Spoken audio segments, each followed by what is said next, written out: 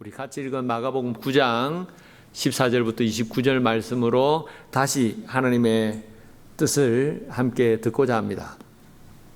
의사, 변호사, 회계사, 미국에 살고 있는 한국 부모님들이 자녀들에게 원하는 직업들입니다. 그 중에서도 가장 인기 있는 직업은 의사입니다. 미국에 사는 한국 부모님들은 어릴 때부터 아이들에게 너는 커서 다른 것 하지 말고 의사 되라, 그런 이야기를 많이들 하십니다. 왜 부모님들은 자식들이 의사가 되기를 원할까요? 의사는 사회적으로 인정도 받지만 무엇보다도 고소득 직종이기 때문에 돈을 많이 벌어서 어려움 없이 윤택하게 살 수 있기 때문입니다. 여러분, 그런데 의사는 돈을 버는 직업일까요? 사람 살리는 직업입니다. 돈을 많이 벌지만 의사라는 직업 자체는 사람을 고치고 살려주는 직업입니다. 그래서 의과대학에서는 돈을 어떻게 하면 많이 벌까? 그걸 가르쳐 주는 것이 아니라 아픈 사람들, 병든 사람들 어떻게 고쳐줄 수 있을까? 어떻게 치료할까? 의료 기술을 배우는 것입니다. 그래서 아픈 사람들의 생명이 얼마나 중요한지 그 환자의 생명을 소중하게 생각하는 그 마음을 배우는 것입니다. 그래서 의과대학 졸업식에서는 히포크라테스 선서를 한다고 합니다. 히포크라테스 선서. 이제 의협에 종사할 허락을 받음에 나의 생애를 인류 봉사에 바칠 것을 엄숙히 서약하노라. 나의 은사에 대하여 존경과 감사를 드리겠노라. 나의 양심과 품위를 가지고 의술을 베풀겠노라. 나는 환자의 건강과 생명을 첫째로 생각하노라. 나는 환자가 알려준 모든 것에 대하여 비밀을 지키겠노라. 나의 의협의 고귀한 전통과 명예를 유지하겠노라. 나는 동업자를 형제처럼 여기겠노라. 나는 인종, 종교, 국적, 정당관계, 사회적 지위 여하에 막론하고 그 모든 것을 초월하여 오직 환자에게 대한 나의 의무를 지키겠노라. 나는 인간의 생명을 수퇴된 때로부터 더없이 존중하겠노라. 나는 비록 위협을 당할지라도 나의 지식을 인도에 어긋나게 쓰지 않겠노라. 나는 내 자유의사로서 나의 명예를 걸고 위의 서약하노라. 히포크라테스는 서양 의학의 아버지라고 합니다. 수천 년 전, 2000 몇백 년 전에 고대 서양에서는 사람을 고치는 의사라는 직업이 특별히 따로 있지 않았다고 합니다. 그런데 그런 때에 의사라는 사람을 고치는 직업, 의사라는 직업을 최초로 분리해서 시작한 사람이 그리스의 의학자 히포크라테스였습니다. 히포크라테스는 그렇게 사람을 고치는 의사라는 직업을 시작하면서 의사가 되겠다는 사람들에게 의사라는 사람을 고쳐주는 그 일을 어떤 마음으로 해야 될지를 그 의료업을 시작하면서 선서를 하도록 했던 것입니다. 이런 마음과 이런 정신으로 사람을 고치는 일을 해야 한다. 그런 선서가 오늘날까지 의대 졸업식장에 행해지고 있는 것입니다. 여러분, 의사뿐만 아니라 세상의 모든 일은 그렇습니다. 한 나라의 대통령은 대통령대로, 변호사는 변호사대로 그 자리에서 누릴 수 있는 권리가 있지만 더불어서 그 자리에 있기 때문에 해야 할 의무가, 요구되는 의무가 있는 것입니다. 우리도 그렇습니다. 하나님은 우리를 하나님의 자녀로 삼아 주셨습니다. 하나님을 아버지라 부를 수 있는 권세를 주시고 천국에 들어갈 특권을 주셨습니다. 그리고 하나님은 그런 권세와 특권과 함께 우리에게 요구하시는 것이 있습니다. 하나님은 우리에게 무엇을 요구하시는 것입니까? 첫째로 믿음을 요구하십니다. 오늘 말씀해 보면 믿음을 요구하시는 예수님의 모습이 나옵니다. 어느 날 예수님은 제자들 중에 베드로와 야고보와 요한 3명의 제자만을 딱 데리시고 산으로 올라가셨습니다. 기도하시기 위해서였습니다. 예수님은 산에 올라가셔서, 높은 산에 올라가셔서 그렇게 세 명의 제자들과 함께 기도하시다가 영광스러운 모습으로 변화되셔서 구약의 위대한 선지자 모세와 엘리야와 함께 말씀을 나누시면서 그렇게 교제하셨습니다. 기도하다가 휘황찬란한 모습으로 변화되셔서 엘리야와 모세와 함께 교제하시는 예수님의 모습을 보고 예수님과 함께 산 위에 따라갔던 세 명의 제자 베드로와 야고보와 요한은 황홀경에 빠져서 여기가 천국이구나 생각하고 주님에게 주님 이곳에서 계속 우리 살지요. 그렇게 머물기를 원했습니다. 하지만 주님은 그런 그들을 다시 산 아래로 데리고 내려오셨습니다. 그런데 산 아래에 내려와 보니까 한창 실랑이가 벌어지고 있었습니다. 어떤 사람이 귀신 들린 아들을 데리고 산 아래 남아있던 9명의 제자들에게 왔습니다. 귀신을 내쫓아 주십시오. 그런데 산 아래에 있던 9명의 제자들이 그 귀신 들린 아들의 귀신을 내쫓아 주지 못하고 쩔쩔매고 있었던 것입니다. 그런 상황을 놓칠세라 바리새인들과 서기관들이 예수님이 없는 틈을 타서 남아있는 9명의 제자들을 몰아붙였습니다. 너희들은 어떻게 귀신을 쫓아내지 못하고 그러느냐? 너희의 선생 예수는 어디 갔느냐? 그런 모습을 보시고 주님은 한탄하시면서 그 귀신 들린 아들을 당장 내 앞으로 데려오라고 하신 뒤에 그 아버지에게 물으셨습니다. 그러자 아버지는 자포자기한 듯이 예수님께 대답했습니다. 21절, 22절 볼까요? 예수께서 그 아버지에게 물으시되 언제부터 이렇게 되었느냐 하시니 이르되 어릴 때부터니이다. 귀신이 그를 죽이려고 불과 물에 자주 던졌나이다. 그러나 무엇을 하실 수 있거든 우리를 불쌍히 여기사 도와주옵소서. 뭘 좀 하실 수 있으면 좀 어떻게 해보십시오. 예수님께 나온 아들을 데려온 그 아버지는 왜 이렇게 자포자기한 듯한 대답을 했을까요? 산 아래 남아있던 제자들에게 귀신 들린 아들 데려왔는데 그 귀신 들린 아들을 고쳐주지 못하고 귀신을 쫓아내지 못하는 것을 보고는 그냥 실망해버려서 믿음을 다 잃어버렸기 때문입니다.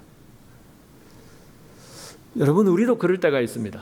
열심히 기도했는데 우리 원하는 대로 뜻대로 이루어지지 않을 때 하나님 제발 도와주십시오 기도했는데 당장 눈에 띄는 뭔가가 나타나지 않을 때 우리는 금방 실망해버리고 믿음을 잃어버리고 그냥 그렇게 하나님 앞에 회의와 의심 속에 빠질 때가 있습니다.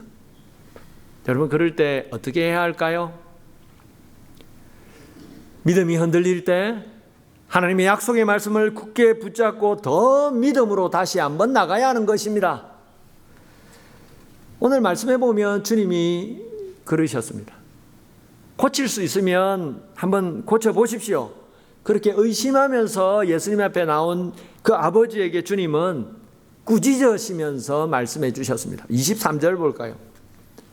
예수께서 이르시되 할 수 있거든이 무슨 말이냐? 믿는 자에게는 능히 하지 못할 일이 없느니라 하시니, 믿는 자에게는 능히 하지 못할 일이 없다. 믿음으로 나오면 모든 것이 가능하다 하시는 이 말씀은 예수님께서 주시는 일종의 약속입니다. 실망을 해서 귀신 쫓아내주지 못하는 제자들을 보고 실망을 해가지고 자포자기한 듯이 그렇게 시무룩하게 예수님 앞에 아들을 다시 데리고 나온 그 아버지에게 주님은 그 믿음 없음을 책망하시면서 꾸짖으시면서 약속의 말씀을 주시고 믿으라, 믿음을 요구하신 것입니다. 그제서야 그 아버지는 예수님이 주시는 말씀을 듣고는 자신의 불신앙을 뉘우칩니다. 24절, 곧 그 아이의 아버지가 소리 질러 이르되 내가 믿나이다, 나의 믿음 없는 것을 도와주소서 하더라.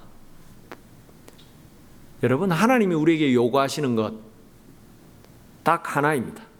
언제나 하나님은 우리에게 믿음을 먼저 요구하시는 것입니다. 하나님을 믿지 않는 이 세상 사람들에게 믿으면 구원해 주겠다고 약속하십니다. 이미 믿고 구원받은 우리 크리스찬들에게는 약속의 말씀을 믿음으로 붙잡고 기도해라. 그러면 응답해 주겠다. 약속하시는 것입니다. 그래서 우리는 하나님 앞에 나갈 때 항상 먼저 믿음으로 나가야 합니다. 그리고 혹시라도 우리의 믿음이 흔들린다면 하나님이 주신 약속의 말씀을 붙잡고 나가야 합니다. 그럴 때에 하나님은 우리의 믿음을 보시고 우리 가운데 역사하시는 것입니다. 성경에 나오는 하나님께 쓰임받은 믿음의 사람들이 다 그랬습니다. 성경에 나오는 믿음의 사람들은 항상 하나님 앞에 믿음으로 나갔고, 믿음이 흔들릴 때는 하나님의 약속의 말씀을 붙잡고 하나님 앞에 나갔습니다. 믿음의 조상 아브라함이 그랬습니다. 아브라함의 인생은 믿느냐 마느냐 그런 갈등의 연속이었습니다. 갈대아 우르에서 살던 아브라함을 하나님은 부르셔서 내가 너에게 주는 땅으로 너는 가라. 그러면 그 땅에서 너의 자손들을 하늘의 별처럼 많게 해주시고 또 그 땅을 너와 너의 자손에게 주겠다 약속하셨습니다. 그 약속을 믿음으로 붙잡고 아브라함은 갈대아 우르 땅을 떠났습니다.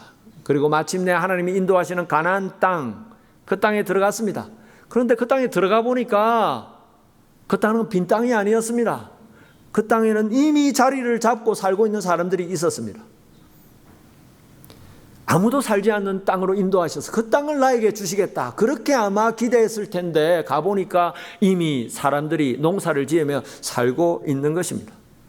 거기다가 하나님이 주시겠다고 하신 가나안 땅에 들어왔는데 들어와서 그곳에서 살면서 툭하면 비가 오지 않아서 소와 양떼들 먹일 풀이 없어서 이곳저곳으로 헤매면서 이사를 다녀야 했습니다. 하나님은 아브라함에게 하늘의 별과 같이 많은 자손을 주시겠다고 약속하셨는데 100살이 될 때까지 자기 아내 사레를 통해서 아들 하나 제대로 주시지 않으셨습니다. 하나님은 항상 약속을 하시는데 아들 이삭을 주시기까지 25년이나 기다리도록 하셨습니다. 가나안 땅, 하나님이 약속하신 그 땅을 너와 너의 자손에게 주겠다고 말씀하셨지만 아브라함은 죽을 때까지 자기 돈으로 주고 산 자기의 묘지 외에는 한 평의 가나안 땅도 거저 얻지 못했습니다. 하지만 아브라함은 끝까지 죽을 때까지 하나님이 약속하신 말씀을 붙잡고 믿음으로 살았습니다. 그래서 결국 그의 자손들의 때에 그 가나안 땅이 아브라함의 후손 이스라엘 백성들의 땅이 된 것입니다. 예수님의 제자들도 그랬습니다. 예수님은 우리를 위해서 십자가에 죽으시고 3일 만에 다시 살아나셔서 제자들에게 나타나셔서 말씀하신 대로 다시 살아났다는 것을 보여주셨습니다. 그리고 이제 때가 되어 하나님 아버지께로 올라가시기 전에 마지막 명령의 말씀을 주셨습니다. 그런데 성경에 보면 마지막 복음 전도의 말씀을 주시는 그 순간에도 하늘로 올라가시기 바로 직전까지도 예수님의 12 제자들 중에서는 예수님을 의심하는 사람들이 있었다고 합니다. 우리 눈앞에 지금 서 있는 이 예수님 정말 진짜 죽었다가 살아난 그 예수님이 맞을까? 우리가 3년 반 동안 따라다녔던 그 예수님이 맞나? 의심하는 사람들이 있었습니다. 하지만 그 제자들은 예수님의 약속의 말씀을 붙잡고 흩어지지 않고 예루살렘에 모여서 하나님 아버지께서 약속하신 성령이 오시기까지 그렇게 기도하며 기다렸습니다. 믿음으로 기다렸던 것입니다. 어떻게 믿음으로 끝까지 저들은 흩어지지 않고 기다릴 수 있었을까요? 하나님이 주신 약속을 붙잡았기 때문입니다. 하나님은 오늘 우리에게도 동일한 믿음을 요구하십니다. 전능하신 하나님을 믿는 믿음, 그 약속의 말씀을 붙잡고 흔들리지 않고 끝까지 믿음으로 이 땅을 살아가기를 원하십니다. 여러분, 오늘 바로 그 믿음으로 우리에게 주신 이 믿음의 여정을 끝까지 살아가실 수 있는 저와 여러분 되시기 바랍니다. 오늘 둘째로 주님은 우리에게 무엇을 원하실까요? 하나님과 깊이 교제하는 기도를 우리에게 원하십니다. 제자들이 해결하지 못했던 문제를 산 아래 내려오신 예수님께서 단번에 해결해 주시고 사람들은 다 흩어졌습니다. 그렇게 주님과 제자들만 남자 제자들은 주님께 조용히 물었습니다. 28절 보겠습니다. 집에 들어가심에 제자들이 조용히 묻자오되 우리는 어찌하여 능히 그 귀신을 쫓아내지 못하였나이까? 여러분, 제자들은 이미 귀신을 쫓아내본 경험이 있습니다. 예수님이 어느 날 제자들을 둘씩 짝지어서 전도 여행을 보내셨습니다. 전도 여행을 보내시면서 지팡이 외에는 아무것도 가지고 가지 마라 말씀하시고 저들에게 귀신을 쫓아내는 권세를 주시면서 전도의 현장으로 내보내셨습니다. 제자들은 그렇게 주님의 보내심을 받아 이곳저곳을 다니면서 예수님의 복음을 전하러 다녔는데 그렇게 전도 여행을 통해서 저들은 엄청난 경험을 하게 되었습니다. 자신들이 눈으로 보기만 했던 그 예수님의 능력을 자기들도 행하는 경험을 한 것입니다. 아프고 병든 사람을 위해서 기도하니까 병이 낫고 귀신 들린 사람을 향해서 예수님의 이름으로 귀신을 쫓아내니까 그 자리에서 귀신이 쫓겨나가는 역사를 경험했던 것입니다. 그렇게 전도 여행에서 예수님처럼 그런 엄청난 경험을 자기 손으로 경험하고는 제자들은 예수님 앞에 돌아와서 흥분해서 막 얘기들을 늘어놓았습니다. 예수님, 우리가 어디로 가서 귀신 들린 사람을 만났는데 예수님 당신의 이름으로 귀신을 쫓아내니까 당장 나가더이다. 여러분, 그렇게 예수님의 제자들은 귀신을 쫓아낸 경험을 여러 번 했던 사람이었습니다. 그런데 그런 경험을 했던 제자들이 이상하게도 그날만큼은 예수님의 이름으로 기도했는데도 귀신이 쫓겨나가지 않았습니다. 왜 그랬을까요? 사람들이 다 가고 나서 그래서 제자들은 예수님께 물었습니다. 예수님, 왜 오늘은 우리가 기도했는데도 귀신이 나가지 않았던 것입니까? 주님의 대답은 간단했습니다. 29절 이르시되 기도 외에 다른 것으로는 이런 종류가 나갈 수 없느니라 하시니라. 주님의 말씀 무슨 말씀입니까? 한마디로 너희들이 기도가 부족했기 때문이라고 하시는 것입니다.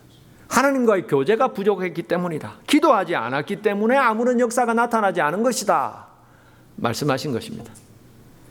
여러분, 예수님께 묻는 이 제자들은 귀신 들린 아들을 데려온 그 아버지와는 다른 사람들입니다. 이 제자들은 이미 하나님을 믿고 이미 예수님을 하나님이 보내신 메시아 그리스도로 믿고 예수님을 따라다니는 사람들이었습니다. 이미 믿음이 있는 사람들, 그리고 믿음으로 귀신들을 쫓아내본 경험이 있는 사람들, 경험해 봤기 때문에 예수님이 없었지만 귀신 들린 아들을 데리고 나오자 다 같이 아마도 성경에는 자세히 나와 있지 않지만 귀신 들린 그 아들을 애워싸고 함께 간절히 기도하고 예수님의 이름으로 명하노니 이 더러운 귀신아 물러가라, 그렇게 선포하고 명령했을 것입니다. 여러분, 그런데 그렇게 자신 있게 귀신을 쫓아냈는데 귀신이 나가지 않는 것입니다. 저는 아마도 계속해서 몇 번을 그렇게 귀신을 내쫓는 기도와 명령을 했을 것입니다. 하지만 여전히 아들은 낫지 않았습니다. 그래서 왜 그랬는지가 궁금했을 것입니다. 그래서 물었던 것입니다. 주님은 너희가 기도하지 않았기 때문이라고 말씀하신 것입니다. 기도하지 않았기 때문에, 하나님과 교제하지 않았기 때문이라고 했던 것입니다. 베드로와 야고보와 요한 3명만을 데리고 산으로 올라가신 예수님께서 그렇게 3명의 제자를 데리고 산 위로 올라가시자 산 아래 남아있던 9명의 제자들은 주님이 오실 동안 뭘 했을까요? 저들은 기도했었어야 했습니다. 예수님이 3명의 제자만을 데리고 산으로 데리고 올라가실 때에 굳이 말씀하시지 않아도 당연히 기도하러 올라가신다는 것을 남아있는 제자들 다 알았을 것입니다. 그렇게 3명의 제자들을 데리고 기도하러 산에 올라가시는 예수님의 모습을 보았다면 9명의 남아있던 제자들 역시 예수님이 돌아오실 때까지 기도했었어야 했습니다. 예수님이 3명의 제자들과 기도하러 가시는데 자기들도 같이 기도해야 되는 것이 마땅하지 않습니까? 그런데 저들은 기도하지 않았던 것 같습니다. 예수님 언제 내려오시나 그냥 그렇게 기다리고 있었던 것 같습니다. 그러다가 귀신 들린 아들을 데리고 나오니까 같이 함께 그제서야 귀신을 내쫓는다고 기도했을 것입니다. 여러분, 하나님은 우리를 사랑하십니다. 예수님 믿고 하나님의 자녀가 된 우리를 사랑하십니다.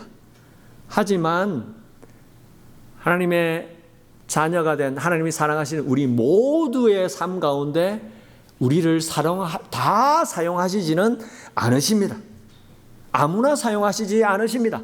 사랑하시지만 하나님의 자녀들 가운데 하나님 앞에 기도하는 사람, 하나님과 교제하는 사람, 하나님과 믿음으로 살면서 동행하는 바로 그 사람들 가운데 하나님은 역사하시는 것입니다. 그래서 우리는 기도해야 합니다. 사람들은 기도를 단순하게 생각합니다. 기도? 지성이면 감천이다. 간절하게 우리가 원하는 바를 빌면 그 간절한 정성을 다 드리면 안 믿는 사람들도 지극정성이면 하늘도 감동한다는데 우리가 간절히 기도하면 하나님이 들으시고 우리 기도대로 우리 원하는 대로 이루어 주시는 것, 그게 기도다. 그래서 사람들은 그런 생각을 은연중에 하기 때문에 내가 하나님 앞에 간절히 원하는 것이 생길 때에만 기도합니다. 여러분, 기도는 그렇게 단순히 우리의 원하는 바를 이루기 위해서만 기도하는 그런 것이 아닙니다. 기도는 당연히 우리가 원하는 것을 하나님 앞에 아뢰지만 그것뿐만 아니라 그것과 함께 그걸 통해서 하나님 앞에 나가는 것, 하나님과 만나는 것, 하나님과 교제하는 그것이 기도입니다. 하나님은 우리 소원, 우리가 원하는 것, 우리가 아뢰기 전에 다 알고 계십니다. 그럼에도 불구하고 우리 보고 그렇게 기도하라고 하시는 이유가 왜 그럴까요? 무엇 때문입니까? 하나님은 그 기도를 통해서 우리와 만나고 우리와 교제하기를 원하시는 것입니다. 그래서 하나님은 우리를 만드실 때에 세상의 다른 피조물들과 다르게 하나님의 형상대로, 하나님의 모습대로 만드셨다고 말씀하셨습니다. 다른 피조물들과 다르게 하나님처럼 인격적으로 생각하고 느끼고 말하는 존재로 우리를 만드셔서 인격적으로 살아계신 그 하나님과 교제하도록 하신 것입니다. 그렇게 하나님과 깊이 교제하고 기도로 하나님 앞에 나갈 때에 하나님은 그 사람을 미쁘게 기특하게 여기시고 그 사람을 통해서 역사하시고 그 사람을 사용하시는 것입니다. 신약 성경에 곳곳에 아시아와 유럽 지역마다 교회를 개척했던 위대한 선교사 사도 바울이 그랬습니다. 성경에 보면 사도 바울은 교회를 개척하면서 정말 엄청난 핍박과 고난과 박해를 받았지만 또 그는 그런 상황 속에서도 예수님처럼 엄청난 기적을 일으키면서 사역했던 사람이었습니다. 귀신을 가는 곳마다 내쫓는 것은 다반사였고 죽은 사람들도 다 살려내는 그런 기적의 선교사였습니다. 여러분, 그런데 그런 사도 바울, 예수님처럼 엄청난 기적을 행했던 사도 바울이었지만 전설에 의하면, 전성에 의하면 사도 바울의 외모와 사람의 외양은 볼품이 없었다고 합니다. 키도 작고 몸도 왜소하고 약하고 그리고 말도 어눌하고 말주변도 없고 외모도 볼품이 없어서 사람들의 주목을 받지 못하는 그런 사람이었다고 합니다.